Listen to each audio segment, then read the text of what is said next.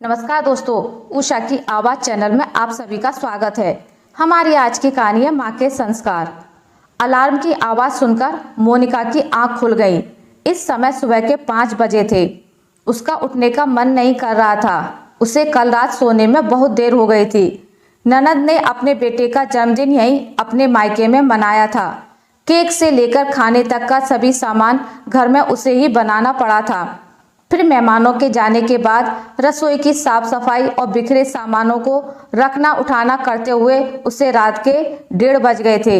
मोनिका फिर करवट बदलकर सो गई।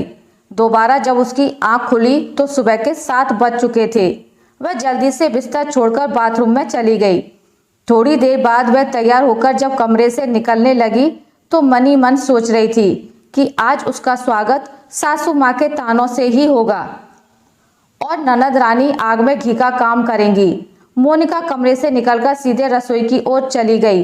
जैसे ही वह रसोई के दरवाजे पर पहुंची तो उसे अपनी ननद की आवाज़ सुनाई दी, जो उसकी सास से कह रही थी, माँ आपने अपनी बहू को ज़रूरत से ज़्यादा छूट दे दी है।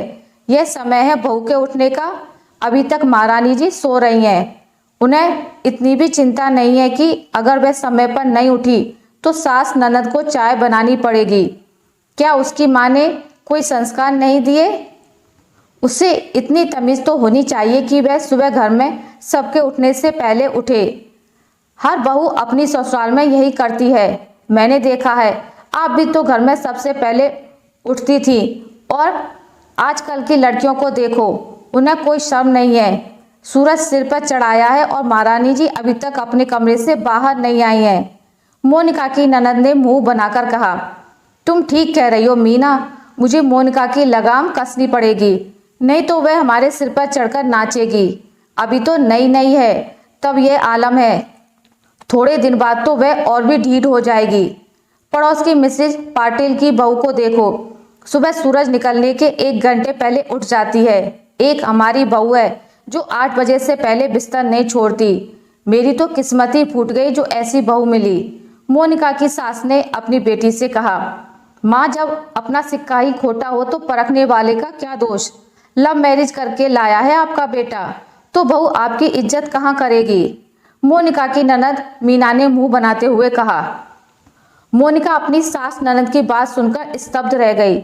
शादी के समय तो उसकी सास ने मोनिका के मम्मी पापा से कहा था, मैं मोनिका को बहू नहीं बेटी बनाकर ले जा रही हूँ, उसे बहुत प्यार और सम्मान के साथ रखूंगी। लेकिन ससुराल आने के बाद मोनिका की सास ने उसके साथ बिल्कुल उल्टा किया।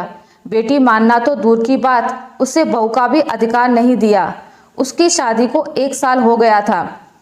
वह जब से शादी करके ससुराल आई थी तब से लेकर आज तक वह सुबह सबसे पहले उठती है और घर का हर काम करती है। उसकी सास ने उसके आने के बाद घर में काम करने वाली रानी को भी छुट्टी कर दी थी। नौकर के नाम पर आशा अम्मा ही थी जो सिर्फ बर्तन धोने का काम करती थी। उनसे ज़्यादा काम नहीं हो पाता है। रानी जो घर के दूसरे काम करती।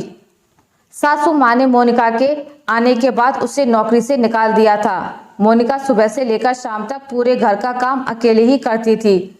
उसने कभी कोई शिकायत नहीं की। ननद की शादी उसी शहर में हुई थी। वह अक्सर अपने परिवार के साथ मायके आ जाती, यहाँ खाना भी खाती और रात का खाना पैक कराकर ले जाती। इस बार उनके बेटे का जन्मदिन भी घर में ही मनाए जाने का निर्णय लिया गया और खाने से लेकर केक तक की जिम्मेदारी मोनिका को सौंप दी गई। मोनिका ने सब खुशी खुशी किया। आज थकान के कारण उसको उठने में देर हो गई तो उसके किए कराए पर उसकी सास ननद ने पानी फेर दिया। क्या उसे थकान नहीं लगती? वह इंसान नहीं रोबोट है। अपनी सास ननद की बात सुनकर मोनिका के चेहरे पर गुस्से की लहर दौड़ गई। उसने कहा कुछ नहीं, अपने को संयमित किया और रसोई में आ गई। उसे अचानक आया देखकर उसकी ननद सकपका गई। मोनिका ने उनकी ओर ध्यान ही नहीं दिया। उसने अपने लिए 1 कप चाय बनाई और उसे लेकर वहां से जाने लगी। उसे वहां से जाते हुए देखकर सास ने तमक कर कहा, कहाँ चल दी महारानी जी, नाश्ता कौन बनाएगा। माँ जी, मेरी माँ ने कोई संस्कार नहीं दिए हैं, इसलिए मैं आराम करने जा रही हूँ। मुझे थकान लगी है, इसका कारण आपकी बेटी है। अब आप लोग अपने लिए नाश्ता बना लीजिए, मोनिका ने कहा और वहां से जाने लगी। बड़ों से जबान चलाना, क्या यही संस्कार दिए हैं तुम्हारी माँ ने? मैंने अपने बेटे का जन्मदिन अपने मायके में मनाया है, तुम्हें बुरा क्यों लग रहा है? अभी मेरे माता पिता जिंदा हैं, तुम कौन होती हो मुझे ताना देने वाली? ननद ने गुस्से में कहा। दीदी, यह आपका मायका है, यह मैं भी जानती हूँ। मैं भी इस घर की बहू हूँ, कोई नौकरानी नहीं। मुझे भी थकान होती है, इंसान हूँ, कोई रोबोट नहीं कि आप लोगों ने बटन दबाया और काम हो गया। मैं हर दिन घर का पूरा काम करती हूँ, कभी कोई शिकायत नहीं करती। मैंने खुशी खुशी जन्मदिन का सारा काम किया। आप लोगों के बाद मैं सोने गई। आज सुबह नींद नहीं खुली तो आप लोगों ने मेरे माता पिता के संस्कारों पर उंगली उठा दी। आप अपनी ससुराल में कितना काम करती हैं, आए दिन यहाँ चली आती हैं, जिससे आपको अपने ससुराल में काम ना करना पड़े। आपने जीजाजी से पैसे लिए और कहा कि आप होटल में जन्मदिन मनाएंगी, पर यहाँ सब कुछ मेरे मत्थे मर दिया। मैंने वह भी किया। आपको मेरा एहसान मानना चाहिए, पर आप तो एहसान मानना दूर मेरे संस्कार पर प्रश्न चिन्ह लगा रही हैं। अगर अच्छा करने के बाद भी बुराई मिलनी है तो अब मुझे अच्छा नहीं बनना है। मैं अब उतना ही काम करूंगी जितना आसानी से कर सकती हूँ। मैं इंसान हूँ, कोई कठपुतली नहीं, मोनिका ने गुस्से में कहा। बहू बिल्कुल ठीक कह रही है, तुम दोनों माँ बेटी खुद तो कोई काम करती नहीं हो, बस दिन भर बैठकर बहू पर हुक्म चलाती रहती हो। वह खुशी खुशी सभी काम करती है जिससे तुम दोनों खुश रहो, पर तुम्हें तो बहू को अपमानित करने का बहाना चाहिए। कल रात सारा काम खत्म करने के बाद बहू अपने कमरे में गई। थकान के कारण आज सुबह उठने में देर हो गई तो तुम दोनों बहू के संस्कार पर उंगली उठाने लगी, जबकि संस्कार तो तुमने अपनी बेटी को नहीं दिए हैं। बहू की माँ ने तो अपनी बेटी को बहुत अच्छे संस्कार दिए हैं, वरना कोई दूसरी लड़की होती तो कब का तुम्हारी बेटी का यहाँ आना बंद करा देती। कान खोलकर सुन लो, तुम दोनों में से कोई भी आज के बाद बहू के साथ गलत व्यवहार नहीं करेगा। वो उतना ही काम करेगी जितना आसानी से कर सकती है। वो इस घर की बहू है, नौकरानी नहीं। मैं सब कुछ देखते हुए भी चुप था, पर आज तुम दोनों माँ बेटी ने मुझे बोलने पर मजबूर कर दिया। बहू भी किसी की बेटी है।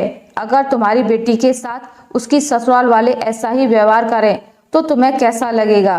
और मीना, तुमको तो बहू से ऐसा बोलने का कोई अधिकार ही नहीं है।